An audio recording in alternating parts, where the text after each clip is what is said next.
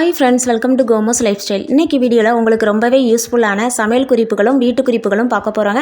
இன்றைக்கான டிப்ஸ் எல்லாமே உங்களுக்கு ரொம்ப யூஸ்ஃபுல்லாக இருக்கும். வீடியோவை ஸ்கிப் பண்ணாமல் பாருங்கள்.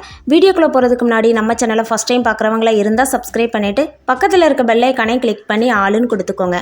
அப்போ தான் நான் போடக்கூடிய வீடியோக்கள் உங்களுக்கு நோட்டிஃபிகேஷனாக வரும்.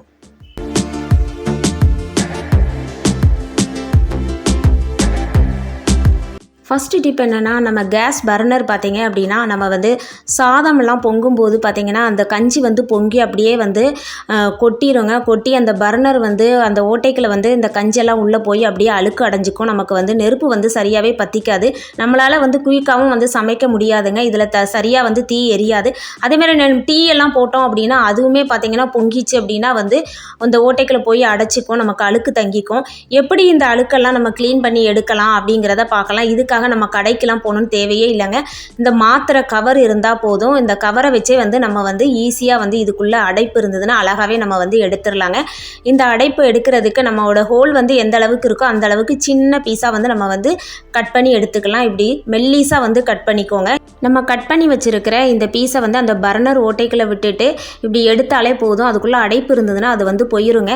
மற்றபடி நீங்கள் ஊசி இந்த சேஃப்டி பின் இதெல்லாம் வச்சு விட்டீங்கன்னா அந்த அளவுக்கு அடைப்பு போகாது. இந்த டேப்லெட் கவருக்கு அவ்வளோ அழகாக போகும் தான். நல்லா வளைஞ்சும் கொடுக்கும். நமக்கு நீங்கள் யூஸ் பண்ணி பாருங்கள். உங்களுக்கு ரொம்பவே இது யூஸ்ஃபுல்லாக இருக்குங்க. பாருங்கள் எவ்வளோ அழகாக உள்ளே போகுது. நம்ம அதை நல்லா ஆட்டும் போதும் பார்த்தீங்கன்னா நமக்கு உள்ளே இருக்கிற நல்ல அழுக்கு எல்லாமே நமக்கு எடுத்துரும். நமக்கு அடைப்பே இருக்காதுங்க. உங்களுக்கு அடைச்சிருச்சு அப்படின்னா இந்த மாதிரி நீங்கள் டேப்லெட் கவர் வச்சு பண்ணுங்கள். உங்களுக்கு ரொம்ப யூஸ்ஃபுல்லாக இருக்கும். இப்போ அதில் இருக்கிற அடைப்பை எல்லாமே நான் எடுத்துட்டேன். இப்போ நீங்கள் நெருப்பு பற்ற வச்சு பார்த்தீங்க அப்படின்னா உங்களுக்கு நல்லாவே எரியுங்க. இந்த மாதிரி ட்ரை பண்ணி பாருங்கள். நம்ம குயிக்காகவும் சமைச்சு முடிச்சிடலாம். எதுவும் கொட்டி அடைச்சிருந்தது அப்படின்னா கடைக்கெல்லாம் எடுத்துகிட்டு போகணுன்னு தேவையே இல்லை. நம்ம வீட்டில் இருக்கிற டேப்லெட் கவர் இருந்தாலே போதுங்க. நல்லா நம்ம அந்த அழுக்கெல்லாம் எடுத்து க்ளீன் பண்ணிடலாம். இந்த டிப் உங்களுக்கு ரொம்ப யூஸ்ஃபுல்லாக இருக்கும். யூஸ்ஃபுல்லாக இருந்துச்சுன்னா ஒரு லைக் கொடுத்துக்கோங்க. அடுத்த டிப் என்னென்னா, பால் காய்க்கிறதுக்கு நான் அடுப்பில் பாலை வச்சுட்டு மறந்தே போயிட்டேங்க. ஞாபகமே இல்லை. அது என்னென்னா பார்த்தீங்கன்னா அப்படியே எரிஞ்சு போயிருச்சுது. பாருங்கள் எந்த அளவுக்கு எரிஞ்சு போயிருக்குதுன்னு பாருங்கள். எரிஞ்சு அப்படியே காஞ்சி போய் இருக்கிற மாதிரி இருக்குது. லைட்டாக கையில் தொட்டால் கூட வரமாட்டுக்கு. அந்த அளவுக்கு நல்ல சட்டியில் பிடிச்சிருச்சு. சரி இதை நம்ம ஒரு வீடியோவாக எடுக்கலாம் அப்படின்னு நினச்சிட்டு நான் எடுக்கிறேன். லைவாக தான் போட்டிருக்கிறேன். பாருங்கள் அதை பாருங்கள். நான் கரண்டியை வச்சு லைட்டாக சுரண்டி பார்த்தா கூட வரமாட்டுக்கு. அந்த அளவுக்கு நல்லாவே சட்டியில் பிடிச்சிருச்சுது.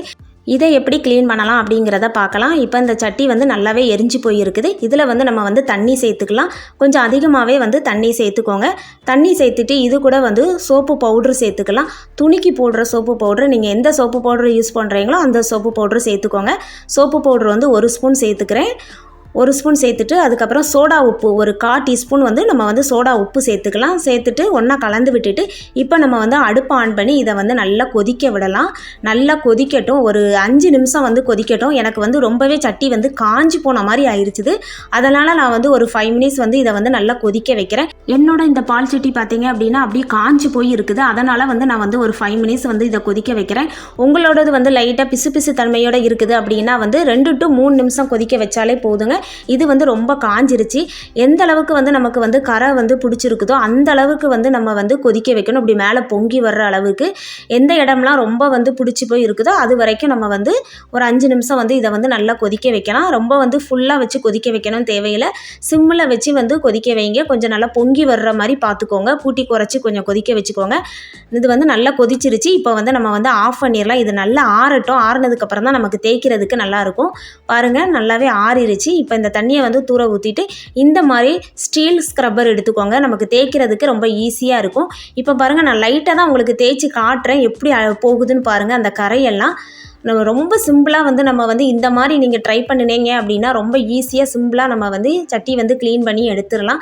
நான் லைட்டாக தான் தேய்க்கிறேன். எவ்வளோ அழகாக போகுதுன்னு பாருங்கள். அந்த சோப்பு பொடி அந்த சோடா உப்பு இதுக்கெல்லாம் பார்த்தீங்கன்னா நல்லாவே போயிடும். இந்த மாதிரி உங்களுக்கு எந்த ஒரு சட்டியாக இருந்தாலும் நீங்கள் இப்படி எரிக்க விட்டுட்டீங்க தெரியாமல் இருந்துட்டோம் அப்படின்னா இந்த மாதிரி க்ளீன் பண்ணுங்கள். சில டைமில் குழம்புலாம் சூடு பண்ணும்போது மறந்து போயிடுவோம். இப்படி தான் பிடிச்சிரும்.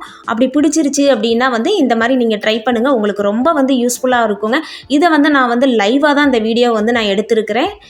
இந்த டிப்பை நீங்கள் ட்ரை பண்ணி பாருங்கள். உங்களுக்கு ரொம்ப யூஸ்ஃபுல்லாக இருந்துச்சுன்னா நம்ம சேனலை சப்ஸ்கிரைப் பண்ணிக்கோங்க. அடுத்த டிப் என்னென்னா, நம்ம பாதாம், பிஸ்தா, முந்திரி இதெல்லாம் வந்து நம்ம வாங்கி ஸ்டோர் பண்ணி வச்சுருப்பாங்க. 2 மாதம் வந்து நல்லா இருக்கிற மாதிரி இருக்கும். அதுக்கப்புறம் பார்த்தீங்க அப்படின்னா வண்டு அரிச்சிரும், அப்படி உளுத்த மாதிரி ஆயிருங்க. நமக்கு வந்து யூஸ் பண்ணவே நல்லா இருக்காது. நம்ம கடையிலேருந்து வாங்கிட்டு வரும்போது பார்த்தீங்கன்னா, பாக்கெட்லலாம் பார்த்தீங்கன்னா அவங்க நல்லா தான் காய வச்சு கொடுத்துருப்பாங்க. நம்ம கொண்டு வந்து வைக்கும்போது ஒரு 2 மாதம் தான் நல்லாயிருக்கும். அதுக்கப்புறம் உளுத்த மாதிரி ஆயிரும். இதை எப்படி வந்து நம்ம வருஷ கணக்காக ஸ்டோர் பண்ணலாம் அப்படிங்கிறத பார்க்கலாம். இதுக்கு நான் எடுத்துக்கிறது வந்து நெய் தாங்க. நெய்யை வந்து எப்பவும் நம்ம வந்து உருக்காமல் வந்து சமையல்லையும் சரி, நம்ம சாப்பிடும்போது எதுலேயுமே வந்து சேர்த்துக்கக்கூடாது. உருக்கி தான் வந்து சேர்த்துக்கணும். ஒரு ஸ்பூன் எடுத்திருக்கேங்க. இதை நல்லாவே நான் வந்து சூடு பண்ணி எடுத்திருக்கேன். சூடு பண்ணி எடுத்துட்டு இப்போ வந்து அந்த நெய்யில் விட்டு எடுக்கும்போது நல்லாவே அந்த நெய் வந்து நமக்கு உருகி வந்துடும். இப்போ இந்த நெய்யில் ஒரு 1/2 ஸ்பூன் வந்து நம்ம வந்து எடுத்து வச்சுருக்கிற இந்த பாதாமில் நம்ம சேர்த்துக்கலாம். கொஞ்சமாக சேர்த்துட்டு மூடி போட்டு நல்லா நம்ம வந்து பாட்டிலை வந்து ஒன்றா குலுக்கி விட்டுக்குவோம். அப்போ தான் எல்லா பாதாம்லேயும் நமக்கு வந்து மிக்ஸ் ஆகி வரும். இந்த மாதிரி நீங்கள் ஸ்டோர் பண்ணி வச்சிங்க அப்படின்னா நமக்கு வருஷ கணக்கு ஆனாலுமே கெட்டே போகாதுங்க. உங்ககிட்ட எந்த நட்ஸ் இருந்தாலும் நீங்கள் இந்த மாதிரி ஸ்டோர் பண்ணி வைங்க. நீங்கள் எத்தனை வருஷம் வச்சாலுமே ஒன்றுமே செய்யாது. இதை குழந்தைங்களுக்கு ஸ்நாக்ஸ் எல்லாம் கொடுத்து விடும்போது அவங்களுக்கு ரொம்பவே பிடிக்கும். நல்ல மணமாகவும் இருக்கும். நம்ம நெய் சேர்த்துருக்கிறதுனால வண்டு பூச்சி எதுவுமே வராதுங்க. நம்ம வருஷ கணக்காக ஸ்டோர் பண்ணலாம். இந்த டிப் உங்களுக்கு ரொம்ப யூஸ்ஃபுல்லாக இருந்திருக்கும்னு நினைக்கிறேன்.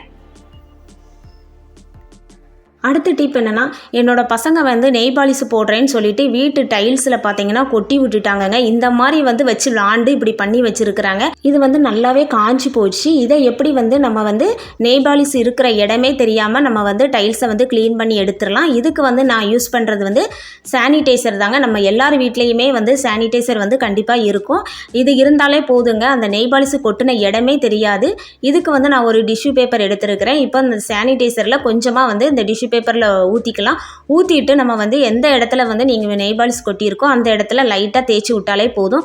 பாருங்கள், நான் தேய்க்கும் போது எவ்வளோ அழகாக வருதுன்னு பாருங்கள். இது கடையில் நல்லாவே காஞ்சி போயிருச்சுது. இந்த மாதிரி சானிடைசர் வச்சு க்ளீன் பண்ணும் போது நெய் பாலிஷ் கொட்டின இடமே தெரியாதுங்க. நல்லாவே நமக்கு வந்து க்ளீன் பண்ணி கொடுத்துரும். இதே மாதிரி நீங்கள் கையிலையும் பழைய நெய் பாலிஷ் போட்டுட்டு புதுசாக மறுபடியும் போட போகிறீங்க அப்படின்னா கூட இந்த மாதிரி சானிடைசர் வச்சு ரிமூவ் பண்ணி எடுத்துடலாங்க. இந்த டிப் வந்து உங்களுக்கு ரொம்ப யூஸ்ஃபுல்லாக இருந்திருக்கும்னு நினைக்கிறேன். இன்றைக்கி பார்த்த டிப்ஸ் எல்லாமே உங்களுக்கு ரொம்ப யூஸ்ஃபுல்லாக இருந்திருக்கும்னு நினைக்கிறேன். இன்றைக்கி பார்த்த டிப்ஸில் உங்களுக்கு எந்த டிப்ஸ் ரொம்ப பிடிச்சிருக்குது அப்படிங்க கீழே கமெண்ட் பாக்ஸில் சொல்லுங்கள். வீடியோ பிடிச்சிருந்தனால் லைக் பண்ணுங்கள், உங்கள் ஃப்ரெண்ட்ஸ் அண்ட் ஃபேமிலிக்கு ஷேர் பண்ணுங்கள். மறக்காமல் சப்ஸ்கிரைப் பண்ணுங்கள். பக்கத்தில் இருக்க பெல் ஐக்கானை கிளிக் பண்ணி ஆளுன்னு கொடுத்துக்கோங்க. அப்போ தான் நான் போடக்கூடிய வீடியோக்கள் உங்களுக்கு நோட்டிஃபிகேஷனாக வரும். தேங்க்யூ.